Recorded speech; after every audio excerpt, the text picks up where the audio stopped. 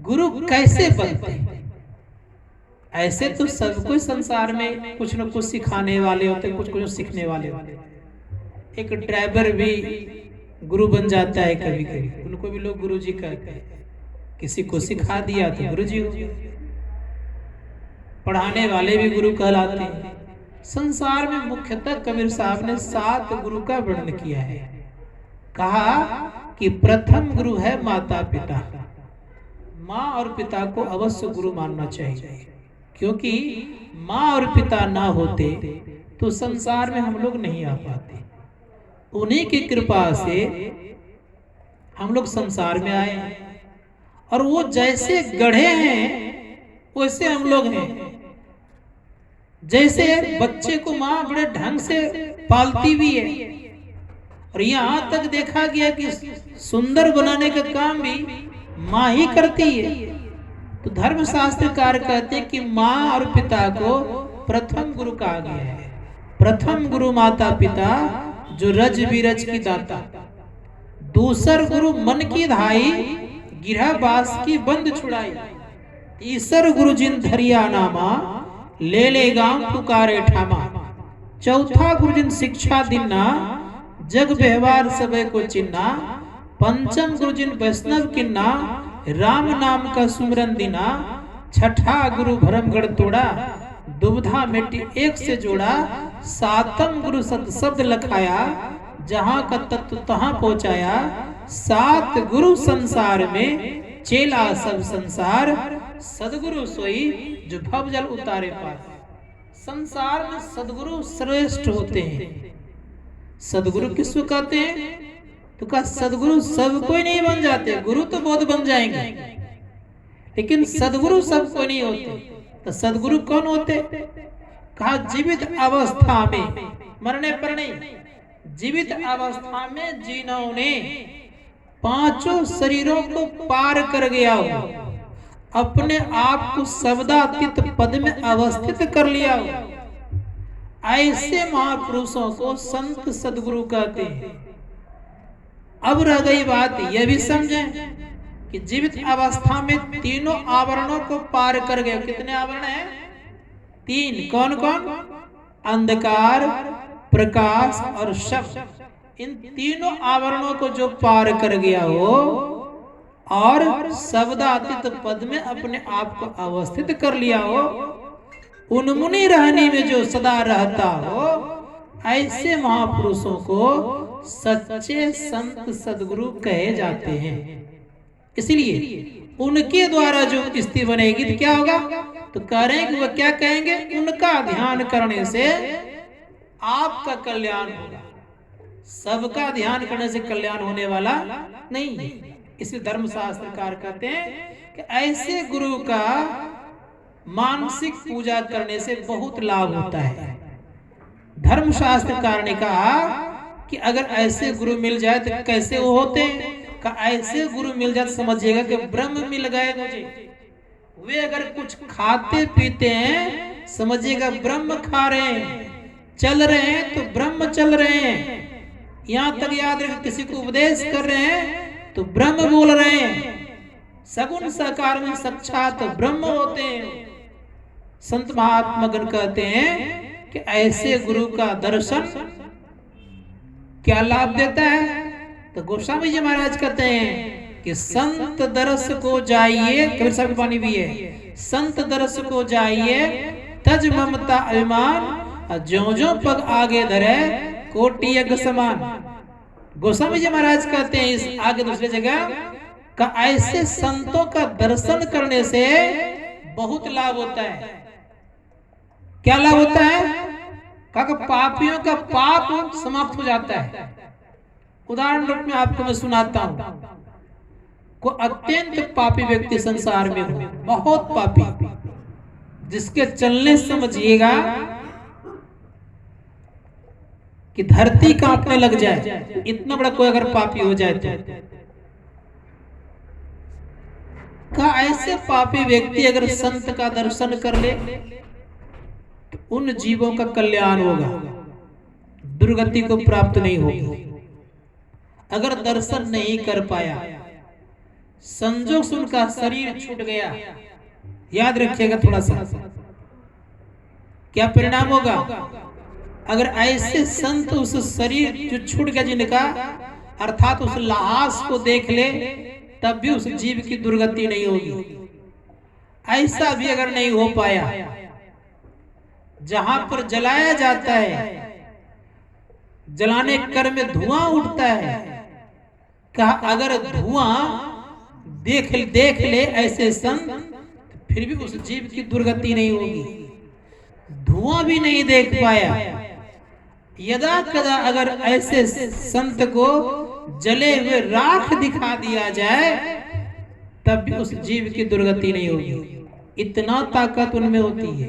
धर्मशास्त्रकार कहते हैं कि सब कोई सच्चे संत सदगुरु नहीं बन जाते। इसलिए संत महात्मा उनका सदगुरु कुछ समझिए।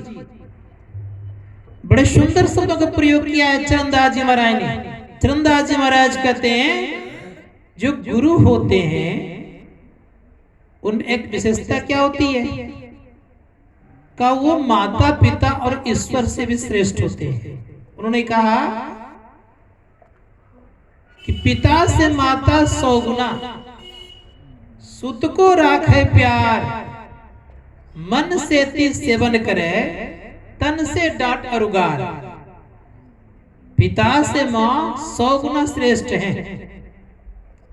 फिर कहते हैं माता से हरि 100 गुना, जिनते 100 गुरुदेव, अब प्यार करे अगुण हरे चरणदास सुदेव। चरणदास जी महाराज कह रहे हैं कि पिता से मां 100 गुना श्रेष्ठ है, मां से 100 गुना श्रेष्ठ ईश्वर है, और ईश्वर से भी श्रेष्ठ कौन होते हैं, संत सदगुरु।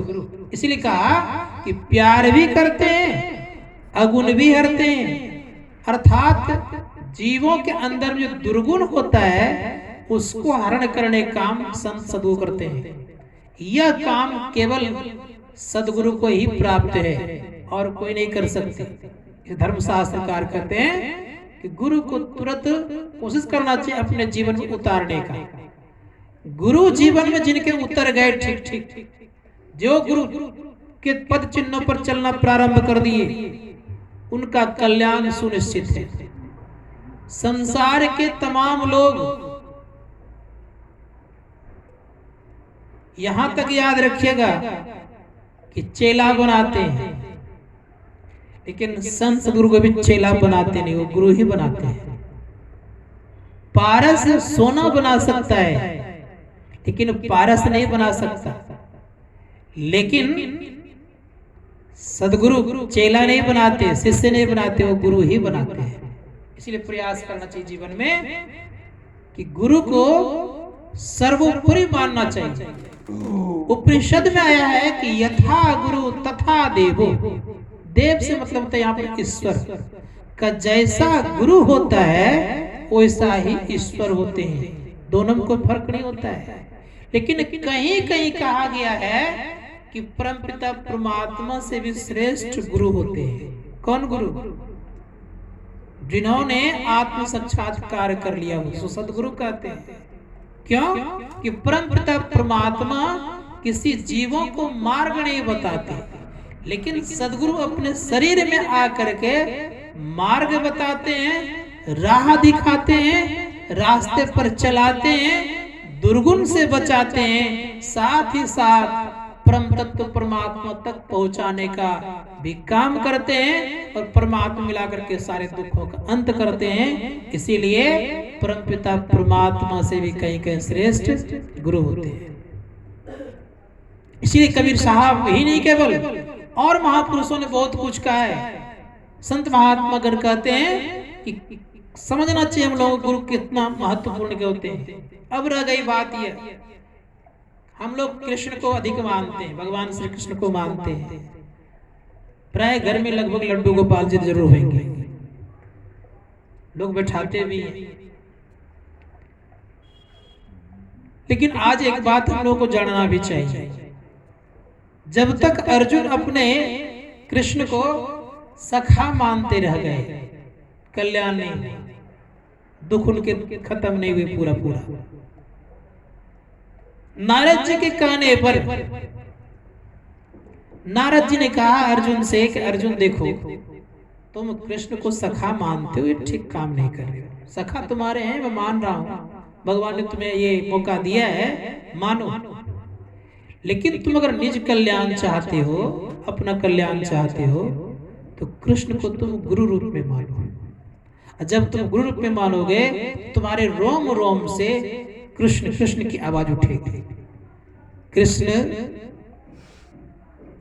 को जब गुरु रूप में स्वीकार किया, तो एक दिन गए अर्जुन मिलने के लिए भगवान श्री कृष्ण से। तो उनको निवास दिया गया, ठहरने के लिए जगह जब दिया गया, तो कृष्ण के नाम में जब वो तल्लीन हो गए, तो पूर्ण रूपेण से हुए जब लेट गए, तो उनके रोम रोम से हे कृष्ण की आवाज निकलने लग गई। जब निकलने लग गई, तो इतने में होता क्या है कि नारद जी आ गए। कृष्ण नाम के धुन सुन करके नारद जी ने क्या किया कि अपना बीना बजाने लग गए। बीना की तान को सुन करके भगवान शिव आ गए और भगवान शिव डमरू बजाने लग गए। और भगवान शिव के आने पर देखा कि सब के सब आ गए, कृष्ण भी आ गए।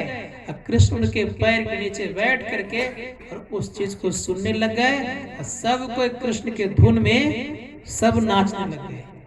तो जब गुरु रूप में स्वीकार किया, तो रोम रोम से हे कृष्ण की आवाज निकलने लग गई। संत महात्मा गण कहते हैं कि गुरु रूप में स्वीकार करने से एक फायदा यह होता है कि गुरु अंतर बाहर दोनों जगह उजाला करते हैं। अंतर भी करते हैं और बाहर भी करते हैं। इसीलिए क्या करना चाहिए? तो गुरु तत्व को समझना चाहिए। गुरु क्या है? संत महात्मा गण कहते गुरु भी शब्द है, याद रखिएगा। गुरु शब्द है और गुरु ज्ञान भी है, दोनों चीज है। इसीलिए गुरु नानक जी महाराज ने कहा है, गुरु की मूर्ति मन में बसाओ, जो इच्छा सोई फल पाओ। जो गुरु की मूर्ति को मन में बसा लेते हैं, जो इच्छा करते उसकी पूर्ति होती है। लेकिन अब जो मुख्य गुरु बनते हैं वो कौन है? धर्मशास्त्रकार कहते हैं कि हम आपके अंदर में 5 गुरु भाई हैं जो बड़े अच्छे हैं। गुरु तो जान लिए कौन है, लेकिन 5 गुरु भाई आपके भीतर में, उसको जानना चाहिए। पंच मिले गुरु भाई, यही 5 गुरु भाई आपको परमपिता परमात्मा तक पहुंचाएगा। ये पंच गुरु भाई क्या है? ये मत समझिएगा कि हम लोग गुरु भाई तो ये गुरु भाई हमारा बेड़ा पार लगा देंगे। भीतर में 5 गुरु भाई, जिसको कहा जाता है, गुरु नानक जी महाराज ने कहा कि स्थूल मंडल के शब्द, स्थूल मंडल केंद्र का शब्द एक गुरु भाई है। ये गुरु भाई क्या करता है? तो दूसरे गुरु भाई तक पहुंचाता है। बात समझ आ रही है? ये गुरु भाई क्या करेंगे? तो सूक्ष्म मंडल के शब्द को पकड़ाएंगे, और तीसरे गुरु भाई क्या, दूसरे गुरु भाई क्या करेंगे? तीसरे गुरु भाई तक पहुंचाएंगे। और चौथे गुरु भाई क्या करेंगे? तो 5वें तक पहुंचाएंगे। अब 5वें जब पहुंच गए तो परमपिता परमात्मा तक पहुंचा देंगे। पंच मिले गुरु भाई। संत महात्मा जन कहते हैं ये गुरु भाई आपके जीवन में बहुत काम आते हैं। धर्मशास्त्रकार कहते हैं ये गुरु नानक जी महाराज करेंगे। पंच मिले गुरु भाई, ये कब मिलेगा? संतों ने कहा तब मिलता है जब अंतर साधना करते हैं तब। अब थोड़ा सा हम लोग आइए भक्ति के संदर्भ में। धर्मशास्त्रकार कहते हैं कि जब हम मानस जप करते हैं, समझिएगा थोड़ा सा, तो मानस जप करते हैं तो क्या करते हैं हम लोग? मन ही मन जपते हैं। मन ही मन जपते हैं तो इससे गुरु रूप की स्थिति हमारे अंदर में प्रकट नहीं हो पाता है। तो क्या करना चाहिए? तो कहा कि अपनी दृष्टि को एक जगह रखना चाहिए। आप आगे बढ़ जाओ अंदर। अपनी दृष्टि को एक जगह रखना चाहिए। कहां? तो आंख बंद करके जब जप करते हैं तो अंधकार दिखता है, तो उस अंधकार में अपने दृष्टि को एक जगह रखिए, एक जगह रख करके खूब मनोपूर्वक जपिए। जपते जपते स्वतः कभी कभी रूप अपने आप प्रकट हो जाता है। धर्मशास्त्रकार ने यहां तक कहा और संतवाणी कहती है कि जैसे गुरु रूप का प्रकट हो गया, गुरु प्रकट हो गया, तो करना क्या चाहिए?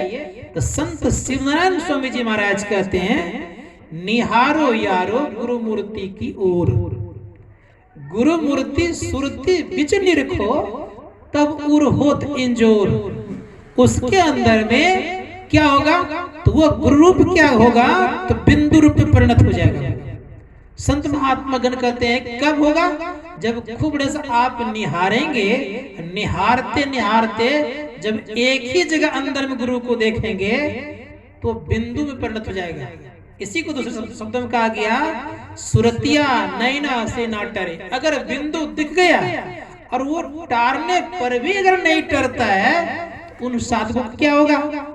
तो पलटू साहब कहते हैं कि बिंदु में तहा नाद बोले, उनको शब्द की सुनाई पड़ जाएगी, अर्थात तो शब्द मिल जाएगा।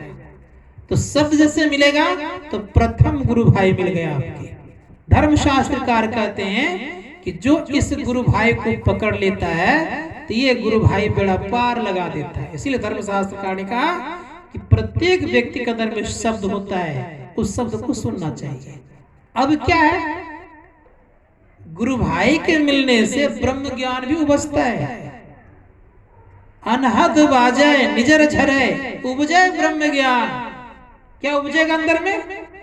ब्रह्म ज्ञान का उत्पन्न हो जाएगा आपके अंदर में। संत महात्मा गण कहते हैं कि ब्रह्म ज्ञान ऐसे नहीं होता है। हम लोगों को वेद पढ़ने का मौका मिला है जीवन में, तो वेद पढ़ को ब्रह्म ज्ञान ही नहीं हो जाता है। वेद पाठी भले आप कला लेंगे, वेद का ज्ञान भले हो जाएगा आपको, लेकिन ब्रह्म ज्ञान प्राप्त करने के लिए क्या करना पड़ेगा? का अनहद बजे निजर झरे उपजे ब्रह्म ज्ञान। अपने अंदर में अनहद शब्द होना चाहिए और वो हरदम होते रहना चाहिए, तब ब्रह्म ज्ञानी होंगे आप। जब ब्रह्म ज्ञानी होंगे तो क्या क्या होगा? आपकी स्थिति क्या होगी? तो ब्रह्म ज्ञानी ब्रह्म को जानते भी हैं, पहचानते हैं, तब ब्रह्म ज्ञानी कहलाते हैं। संत महात्मा गण कहते हैं कि ब्रह्म ज्ञानी को संसार के कण कण में परमात्मा दिखते हैं। ब्रह्म ज्ञानी जो होते हैं, याद रखिएगा कि पहाड़ के केंद्रों में क्या क्या छिपा है सब कुछ दिखता है। यहां तक याद रखिएगा, गोस्वामी जी महाराज कहते हैं, जथा स्वंजन आंगदृग साधक सिद्ध सुजान कौतुक देखें शैल बना भूतल भूरि निधान। गोस्वामी जी महाराज कह रहे हैं पहाड़ के केंद्रों में क्या क्या छिपा हुआ है सब कुछ उनको दिखने लग जाता है। किनको? ब्रह्म ज्ञानी को। जो ब्रह्म ज्ञानी व्यक्ति होता है कण कण में ब्रह्म का दर्शन करते हैं वो, और जो अपने अंदर में आत्मा है वो इस सब में देखते हैं। वो आत्मा का साक्षात्कार होता है, और आत्मा का साक्षात्कार होने पर उनसे कुछ भी छुटा नहीं रहता है। गुरु महाराज ऐसे नहीं कहते थे, याद दिला देता हूं आप लोग। गुरु महाराज कहते थे कि प्रत्येक व्यक्ति के मन की बात जानता हूं, यहां तक तीनों लोकों में सुई के नोक के बराबर मुझसे कुछ छिपा हुआ नहीं होता है। ये कौन कहते थे? परम पूज्य गुरुदेव कहते थे कि तीनों लोकों में सुई के नोक के बराबर मुझसे कुछ छिपा हुआ नहीं रह सकता है। ये ब्रह्म ज्ञानी का है लक्षण। संत महात्मा गण कहते हैं कि जब ऐसी स्थिति होती है तो समझिएगा कि ब्रह्म मिल गए हमको साक्षात। उनके दर्शन मात्र से आपको लाभ ही लाभ होगा। तो मैं कह रहा था कि सच्चे संत सदगुरु जो होते हैं वो परमपिता परमात्मा की आवाज को सुन करके उसमें आनंदित रहते हैं। दो तरह के जीवन में आवाज होती है। एक होता है जड़ात्मक शब्द के आवाज, जड़ात्मक मंडल की आवाज, स्थूल, सूक्ष्म, कारण और महाकारण। इन चार जड़ मंडलों के आवाज होते हैं। तो मोटे मोटे आवाज होते हैं प्रथम मंडल के अर्थात स्थूल मंडल के, उससे सूक्ष्म आवाज और महीन और मिठास लिए होता है सूक्ष्म मंडल की आवाज, उससे अति मिठास होता है कारण मंडल की आवाज, उससे भी अति मिठास महाकारण मंडल की आवाज। लेकिन सबसे जो सुंदर और सुरीला, सबसे जो आनंददायक होता है वो होता है कैवल्य मंडल का आवाज। संत महात्मा ग्रंथों परमात्मा का निज आवाज होता है। धर्म शास्त्रकार का तो उस आवाज को जो सुनते हैं तो परमात्मा तक पहुंचता है। गुरुदेव कहते हैं बजती है 5 नौबतें, सुन एक एक को, अब प्रति एक पे चढ़ जाके निज नाक खोजना। हम आपके अंदर में 5 केंद्र हैं, अब 5 प्रकार के नौबत बाजा है। कबीर साहब ने कहा है पांचों नौबत बाजती, होत 3600 राग, सो मंदिर खाली पड़ा, बैठन लागे का। इसी को गुलाल साहब ने कहा, गुलाल साहब कहते बैठ अंदर देख कंदर, जहां जिए का वास। और कहते हैं कि श्वेत शब्द निवास, अपने अंदर में श्वेत शब्द की भी उत्पत्ति होती है। क्या करना चाहिए? तो अपने अंदर बैठना चाहिए। कहाँ का? बैठ अंदर देख कंदर। कंदर मतलब कंदरा शब्द से कंदर शब्द का प्रयोग किया उन्होंने। कंदरा कहते हैं गुफा को। आप अपने गुफा को देखिए, कहाँ आपका गुफा? तो संत महात्मा गण कहते हैं कि बिंदु को गुफा कहा गया है। उसको जो देखेगा तो क्या होगा? का बैठ अंदर देख कंदर, जहां जिए का वास। जिए से तात्पर्य होता है जीवात्मा, जहां जीव का वास है। अब क्या करना चाहिए? तो कहा कि अंदर में श्वेत शब्द मिलता, उसको पकड़िए। इसी को उपनिषद कार ने कहा है कि हम लोग कहाँ रहते हैं। तो उपनिषद कार ने कहा बिंदु मध्य जीवात्मा सूक्ष्म रूपेण वर्तते। किसमें है? का बिंदु के मध्य में जीवात्मा है। और किस तरह से विराजमान है? कारण सूक्ष्म रूप से विराजमान है। हम लोगों का पता चल गया कहाँ रहना होता है हम लोगों का? हम लोग रहते हैं बिंदु के मध्य में। हम लोग तात्पर्य जीवात्मा बिंदु के मध्य में और सूक्ष्म रूप से विराजमान है। शरीर में कहा? तो बिंदु में हम लोग रह रहे हैं, बिंदु के मध्य में हम लोग रह रहे हैं। धर्मशास्त्रकार कहते हैं कि जो बिंदु के मध्य में पहुंच जाता है उन व्यक्तियों के अंदर में श्वेत शब्द मिलता है। एक शब्द होता है काला और दूसरा शब्द होता है उजला। तो धर्मशास्त्रकार कहते हैं कि श्वेत शब्द को जो पकड़ता है उसको प्रकाशमय शब्द कहता है। अब प्रकाश में शब्द को पकड़ने वाला जीव दुर्गति के तरफ नहीं आता, सीधे परमात्मा की तरफ पड़ता है। शब्द के पकड़ने पर दुर्गति नहीं होती है। यहाँ तक याद है, शब्द के पकड़ने पर जीवों का परम कल्याण होता है और शब्द का तार जहां तक होता है वहां तक पहुंचता है। धर्मशास्त्र कहाँ तक तार है उसका है? का शब्द का तार परमात्मा तक है। इसीलिए ब्रह्मांड के परे का शब्द का प्रयोग किया गया है। परम पूज्य गुरुदेव कहते हैं कि ब्रह्मांड जो बना है शब्द से बना है और जो शब्द बना है वो परमात्मा से बना है। इसलिए कहा कि ब्रह्मांड से परे का शब्द जो सुन लेता है साधक, उन साधकों को फिर आप साधक नहीं कर सकते। वे वही होता है जानत तुम्हें हो जाए। तो हम लोग को ये ख्याल करना चाहिए कि गुरु कृपा हो जाएगा तो सब कुछ प्राप्त हो जाएगा, और गुरु कृपा अगर नहीं होगा तो कुछ प्राप्त होने वाला नहीं है। इसलिए हरि रूठ है तो ठौर है। परमात्मा रूठ जाए ना तो उतनी चिंता नहीं करनी चाहिए। ठौर मिल जाएगा, कहीं ना कहीं जगह मिल जाएगी। कहाँ? गुरु के चरणों में। लेकिन गुरु रूठे तो ठौर नहीं। अगर ईश्वर परमात्मा रूठ गए तो जगह मिल जाएगी, और गुरु उठ गए तो किसी लोक में आपको जगह मिलने वाली नहीं है। इसलिए गुरु उठे तो तुरंत मनाइए, तुरंत मनाने का चेष्टा प्रयत्न करना चाहिए। जो गुरु को मना लेते हैं उनका जीवन सार्थक होता है। बोलिए प्रेम से श्री सदगुरु। कितने बज गए बाबा 2 मिनट देंगे, मैं कुछ ध्यान के बारे में बोलिए।